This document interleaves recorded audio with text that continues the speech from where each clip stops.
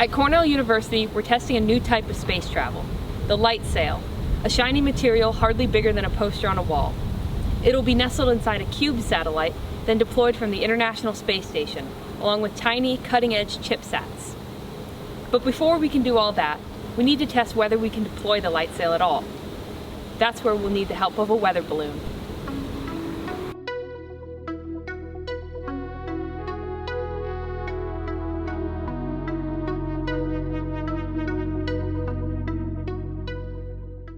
Our balloon launch was testing a few different things, namely our ability to connect to the satellite from the ground, followed by the smooth deployment of the light sail. Prior to balloon launch, we tested our connection to the systems on the ground, but now we needed to introduce a significant distance to see if we could still send info back and forth. This wasn't our actual CubeSat attached to the balloon. We had a stand-in for it, a payload, in the form of a styrofoam box with the necessary components inside. The styrofoam helped soften the impact with the ground and still left enough space for the GPS and an area to put the light sail, as well as electronics to deploy it. When this light sail was stowed inside our sail compartment here, it needs to stay around room temperature. If this sail is too cold, it will just kind of tumble out and not fully expand. But today's launch is actually our third attempt. Last year, the antenna for the rock block and the GPS were both outside of the styrofoam payload, and moisture got on this antenna, which caused our transmissions to fail between the ground station and the rock block. Learning from last year's troubles, we sprayed the outside of the styrofoam with a hydrophobic material and put hand warmers inside to make sure all the components stayed nice and toasty. In the launch before this one, our second, one of the rods flew out of the ground and hit the balloon, and the balloon actually popped before takeoff. There were definitely some hectic moments.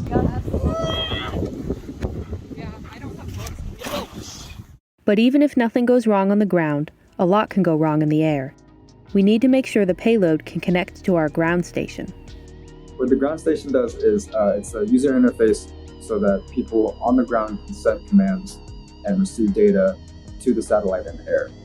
And for this balloon test, I repurposed the ground station so that it would send a command specific for this mission. So recently we've been looking at a radio technology known as LoRa, this chip here, and is compatible with a lot of microcontrollers such as this Adafruit Feather. So we had this LoRa module in our payload with just a wire antenna, so a very weak wire antenna, just in there with a small battery. And on the ground, we had this SP32 module with just a little duck antenna. That little wire antenna in the payload and this small antenna on the ground with Philip sticking this out of a car window as we're driving around. Still got signals all throughout the flight.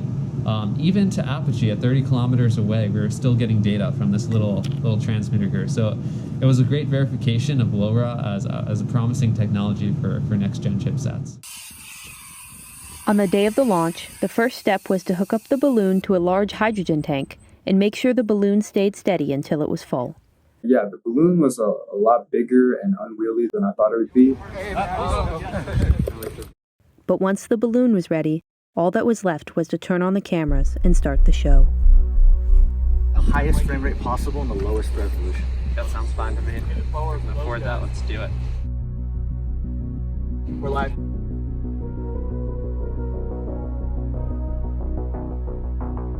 And we're going to let go of the balloon. It's going to come towards you, and you're going to let go of the payload as it comes by without having the payload smack you 6 different ways to Sunday on the way up.